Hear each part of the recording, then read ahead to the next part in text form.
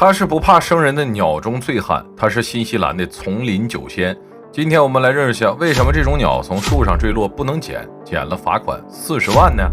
为了吃个虫子肉，澳洲的火鹰能放火烧林，上演自助烧烤；为了吃个串儿，伯劳鸟能把猎物挂荆棘上，化身屠夫，大快朵颐。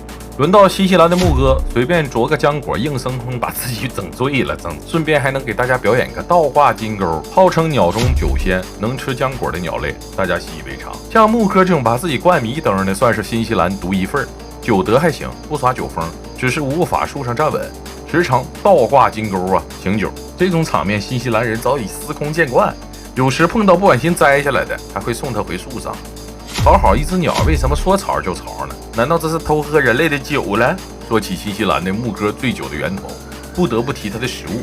偷人类酒这点首先被排除，毕竟体重撑死850克的货，暂时你没那个实力，还是从自然界下手。平常呢，牧歌就在丛林间靠吃些果子，然后叶子、花蕾为生，其中水果占据饮食相当一部分的比重。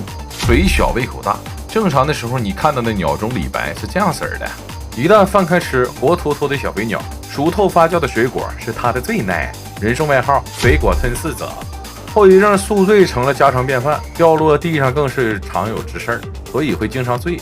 用鸟类学家解释，吃饱喝足后的新西兰牧歌热衷于晒太阳，水果中葡萄糖经这个糖醇发酵途经生产的一种叫丙酮酸，在无氧途经的生产乙醇，在接受日照的时候呢，温度上升加快了胃中的食物发酵，发酵后产生的酒精会让这个小牧歌不知西北生微醺，进而无法控制身体，只能依靠本能用爪子勾住在枝条上面左右摇晃。当然不少贪吃者连树干都抓不住，就咕咕坠地呀。新西兰居民没有吃野味的习惯，不代表其他动物没有。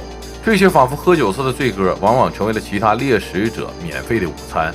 野猫、白鼬，谁能拒绝从天而降的食物？后果可想而知。和枭鹦鹉一起踏入了濒危动物行列。为什么新西兰费劲巴叉的去拯救一种爱醉酒的鸽子？原来新西兰牧歌嘴小能吃万果，尤其一种叫卡拉卡的浆果，除了它的小嘴，没有鸟的喉咙能塞下这个果。通过它能让卡拉卡的种子呢，在他处落地成树。这种树木正是新西兰沿海森林的重要组成部分。恰好呢，森林为当地的鸟提供了栖息之所。为了避免枭鹦鹉悲剧在牧歌身上重演，政府特地成立了自然保护区，时不时还人工投喂。但是帮助鸟戒酒其实在困难，毕竟人家不是真的醉了，充其量算个食物中毒。许多垂养难耐的吃货老想试试醉歌的口感，有个外国人真就煮了一下子疙瘩汤，直接惊动了新西兰环保部。按照他们说法，是新西兰牧所保护的物种，未经许可，无论生死，谁都不能私自用入。违者将面临40万的罚款或者2年监禁。这锅汤自然引来跨国的追捕，喜提一副银手镯，一国采歌误醉酒，抓锁树枝挂金钩，生性蠢萌无人闻，引来众兽食其肉。